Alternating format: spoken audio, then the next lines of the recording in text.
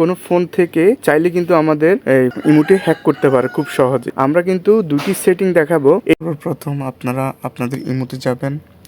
আমি আমার ইমোতে যাচ্ছি। যাওয়ার পরে একটা প্লাস আইকন আছে, এখানে ক্লিক করবেন। এখানে ক্লিক করার পরে এই যে মোর অপশান আছে, মোর অপশানে ক্লিক করার পরে সেটিংসে ক্লিক করবেন। সেটিংসে ক্লিক করার পরে ম্যানেজ ডিভাইসে ক্লিক করবেন।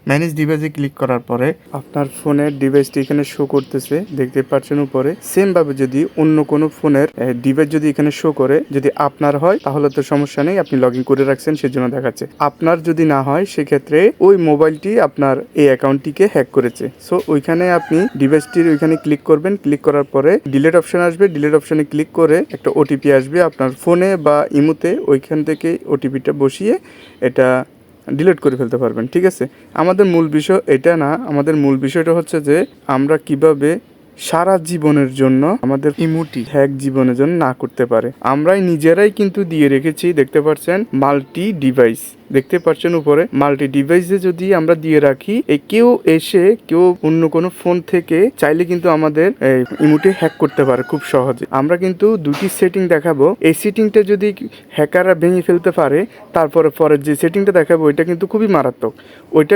কখনো ভাঙতে পারবে না। সো প্রথমে আমরা কি করব, এই মাল্টি ডিভাইস যেটা আছে এটা অফ করে দিচ্ছি। এখানে অফ করলাম। সো এখানে ডিজেবলে ক্লিক করব।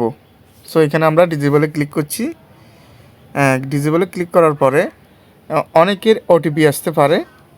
ওটিপি যদি আসে সেক্ষেত্রে এখানে বসিয়ে আপনারা ডিজেবল করে নেবেন। আর যাদের ওটিপি আসবে না তারা ইজিলি করতে পারবেন। সো এখান থেকে আমরা বের হয়ে যাচ্ছি। বের হওয়ার পরে আমরা দ্বিতীয় যে সেটিংটির কথা বলেছি সেটা হচ্ছে যে অ্যাকাউন্ট সিকিউরিটি, এখানে ক্লিক করবেন। অ্যাকাউন্ট অ্যান্ড সিকিউরিটিতে ক্লিক করার পরে আপনি পারবেন লগইন প্রোটেকশন। সো লগইন প্রোটেকশনে ক্লিক করবেন। লগইন প্রোটেকশনে ক্লিক করার পরে আপনারা দেখতে পাচ্ছেন বেসিক প্রোটেকশন 2 স্টেপ ভেরিফিকেশন, এখানে শুধু অন করে দিলেই হবে, আর অন্য কিছু করার দরকার নেই। এখানে আপনার আরও যদি স্ট্রং করতে চান সেক্ষেত্রে এখানে আনসারের কোশ্চেন দিয়েও রাখতে পারেন, যাতে করে আপনি 2 স্টেপ ভেরিফিকেশন করার পরে কেউ যদি হ্যাকাররা যদি হ্যাক করতে চায় সেক্ষেত্রে আপনার যে কোশ্চেনগুলো আপনি আনসার দিয়ে রাখছেন ওগুলো তো হ্যাকাররা কখনো জানতে পারবে না। সো আপনার এই ক্ষেত্রে সারা জীবনের জন্য এটা সিকিউর হয়ে গেল। সো বেসিক প্রোটেকশনটা আপনি অন করে দিবেন। সো আমি এখান থেকে অন করে দিলাম। অন করে দেওয়ার পরে ওকে আসছে, ওকে করে দিলাম। সো এভাবে কিন্তু আমাদের কাজটি হয়ে গেল। ঠিক আছে, সো ভিডিওটি যদি একটুখানি যদি ভালো লাগে লাইক দিবেন, শেয়ার করবেন, সাবস্ক্রাইব করে দেবেন। ভালো থাকবেন, সুস্থ থাকবেন এই কামনা করি। আল্লাহ হাফেজ।